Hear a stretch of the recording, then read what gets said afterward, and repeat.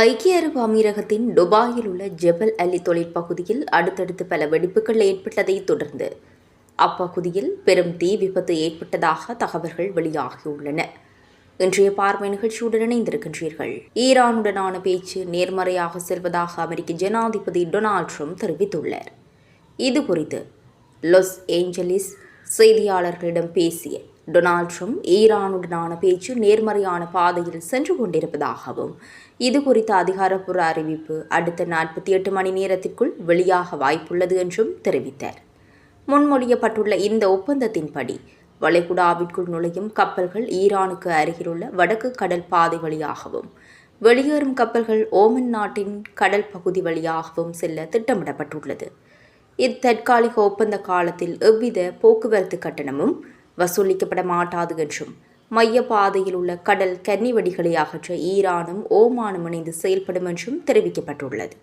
இருப்பினும் அமெரிக்காவின் அணுகுமுறையில் மாற்றம் ஏற்படும் பட்சத்திலேயே ஹோர்முஸ் நீரிணை உடனடியாக திறக்கப்படும் என்று ஈரான் எச்சரித்துள்ளது. அதேவேளையில் பேச்சுவார்த்தை உடன்பாட்டில் முடியாவிட்டால் ஈரான் கடுமையான விளைவுகளை சந்திக்க நேரிடும் என்றும் ட்ரம்ப் எச்சரித்துள்ளார். இதேவேளை அமெரிக்கா ஈரான் மீது மீண்டும் இராணுவ தாக்குதல்களை முன்னெடுத்தால் வளைகுடா பிராந்தியத்தில் உள்ள முக்கிய எரிசக்தி மற்றும் உள்கட்டமைப்பை தாக்குவதாக ஈரான் எச்சரித்துள்ளது. ஈரானின் எரிசக்தி வலையமைப்புகள் மற்றும் உள்கட்டமைப்புகள் வசதிகள் தாக்குதல் நடத்தப்படும் என அமெரிக்க ஜனாதிபதி டொனால்ட் ட்ரம்ப் விடுத்த எச்சரிக்கையை தொடர்ந்து ஈரான் உயர்மட்ட ராஜதந்திர தொடர்புகள் மூலம் இந்த எச்சரிக்கையை விடுத்துள்ளது.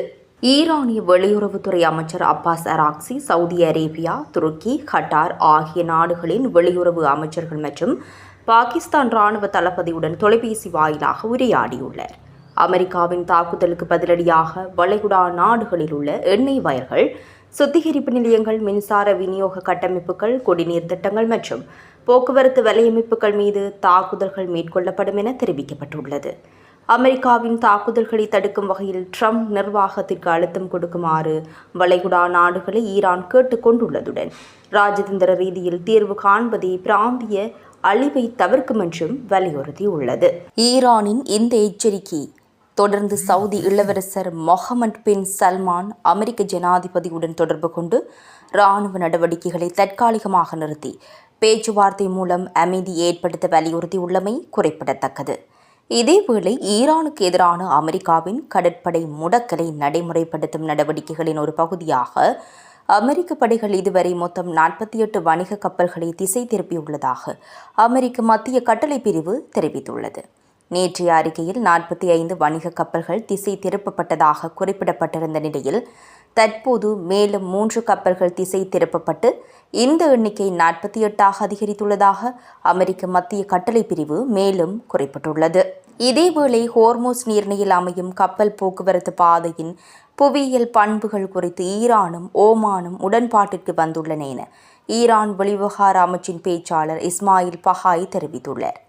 இது தொடர்பான கூட்டறிக்கை இறுதி செய்யப்பட்டு வருவதாகவும் அவர் குறிப்பிட்டார்.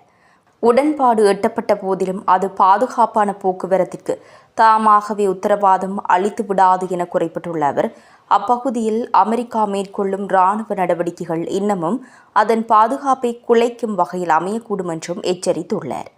ஈரான் வெளியுறவு அமைச்சின் டெலிகிராம் பக்கத்தில் பகிர்ந்துள்ள கருத்துக்களில் ஹோர்முஸ் நீரிணையில் பாதுகாப்பின்மைக்கு காரணமான பல காரணிகள் இன்னமும் நிலவுவதாக இஸ்மாயில் பஹாய் சுட்டிக்காட்டியுள்ளார். ஈரானுக்கு எதிராக அமெரிக்கா அறிவித்துள்ள கடற்படை முற்றுகை மற்றும் ஈரானுக்கும் அதன் நலன்களுக்கும் எதிரான ஏனைய ஆக்கிரமிப்பு மற்றும் அச்சுறுத்தல் நடவடிக்கைகள் ஆகியவற்றை இதற்கு சான்றாக அவர் மேற்கோள் காட்டியுள்ளார். இதேவேளை ஈராக்கின் ஃப்ளை பாக்தாத் விமான நிறுவனம் மற்றும் அதன் 2 விமானங்கள் மீது விதிக்கப்பட்டிருந்த பயங்கரவாத எதிர்ப்பு தடைகளை அமெரிக்க திரைசேரியின் திணைக்களம் நீக்கியுள்ளது. மேற்படி விமான நிறுவனத்தின் செயற்பாடுகளில் ஏற்பட்டுள்ள மாற்றங்களை கருத்தில் கொண்டு இந்த நடவடிக்கை எடுக்கப்பட்டுள்ளதாக தெரிவிக்கப்பட்டுள்ளது. ஈரானின் இஸ்லாமிய புரட்சிகர காவல் படையின் குட்ஸ் படைக்கு உதவி புரிந்ததாக கூறி கடந்த 2024ஆம் ஆண்டு ஃப்ளை பாக்தாத் நிறுவனம் மீது அமெரிக்கா தடைகளை விதித்திருந்தது. எனினும் வளைகுடா பகுதியில் மோதல்களை முடிவுக்கு கொண்டு வருவது தொடர்பாக ஈரானுடன் அமெரிக்கா மேற்கொண்டு வரும் பேச்சுவார்த்தைகளுக்கும் இந்த தடை நீக்கத்திற்கும் எந்தவித நேரடி தொடர்பும் இல்லை என்றும் அமெரிக்க திரைசேரி திணைக்களம் தெளிவுபடுத்தியுள்ளது.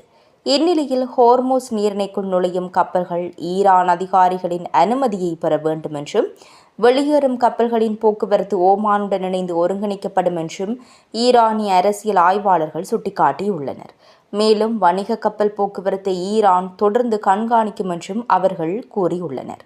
இந்த விவகாரம் தொடர்பான பேச்சுவார்த்தைகள் தற்போது ஈரான் மற்றும் ஓமான் இடையே மட்டுமே நடைபெற்று வருவதாகவும் அமெரிக்கா ஓமானின் மூலம் மறைமுகமாக ஒருங்கிணைப்பு பணிகளில் ஈடுபட்டிருப்பதாகவும் நம்பப்பட்டாலும் அந்த பேச்சுவார்த்தைகளில் அமெரிக்கா நேரடி பங்கேற்பை ஈரான் நிராகரித்துள்ளதாகவும் அவர்கள் விளக்கியுள்ளனர். மேலும் இந்த ஒப்பந்தம் ஹோர்மோஸ் நீரிணை உடனடியாக திறக்கப்படும் என்பதை குறிக்கவில்லை என்றும் அமெரிக்க கடற்படை முற்றுகை தொடரும் வரை அதை ஈரான் போர் நடவடிக்கையாகவே கருதும் இதன்போது சுட்டிக்காட்டப்பட்டுள்ளது. இந்நிலையில் அமெரிக்கா தனது கடற்படை முற்றுகையை முழுமையாக முடிவுக்கு கொண்டு வந்த பின்னரே ஹோர்மோஸ் நீரிணை மீண்டும் திறக்கப்படும் என்பது ஈரானின் நிலைப்பாடு எனவும் விளக்கப்படுத்தப்பட்டுள்ளது. கட்டார் மற்றும் பாகிஸ்தான் உள்ளிட்ட நாடுகளை மத்தியஸ்தர்களாக பயன்படுத்தி ஈரானை மீண்டும் பேச்சுவார்த்தை மேசைக்கு அழைக்க அமெரிக்கா முயற்சி செய்து வருவதாகவும், ஆனால் அந்த அழைப்பை ஏற்க வேண்டுமா என்பது குறித்து ஈரான் இதுவரை எந்த இறுதி முடிவையும் எடுக்கவில்லை என்றும் ஆய்வாளர்கள் கூறியுள்ளனர். அதேவேளை ஐக்கிய அரபு அமீரகத்தின் துபாயில் உள்ள ஜெபல் அலி தொழிற்பகுதியில் அடுத்தடுத்து பல வெடிப்புகள் ஏற்பட்டதை தொடர்ந்து அப்பகுதியில் பெரும் தீ விபத்து ஏற்பட்டதாக தகவல்கள் வெளியாகியுள்ளன. ஈரானின் ஊடகங்கள் மற்றும் பிராந்திய தகவல் ஆதாரங்களை மேற்கோள் காட்டி வெளியிட்ட செய்தியில் சுமார் 20 நிமிடங்களுக்குள் குறைந்தது 7 வெடிப்பு சத்தங்கள் கேட்கப்பட்டதாக தெரிவிக்கப்பட்டுள்ளது. மேலும் ஜெபல் அலி துறைமுகம் அருகே இருந்து அடர்த்தியான கரும்புகை வானத்தை நோக்கி எழுந்த காட்சிகள் சமூக ஊடகங்களில் பரவியுள்ளதாக கூறப்படுகின்றது. இந்த சம்பவத்திற்கு இதுவரை எந்த அமைப்போ அல்லது தனிநபரோ பொறுப்பேற்கவில்லை. அதேவேளை தீ விபத்தை படம் பிடித்ததாக கூறி இருவரை ஐக்கிய அரபு அமீரக அதிகாரிகள் கைது செய்துள்ளதாகவும் தகவல்கள் வெளியாகியுள்ளன.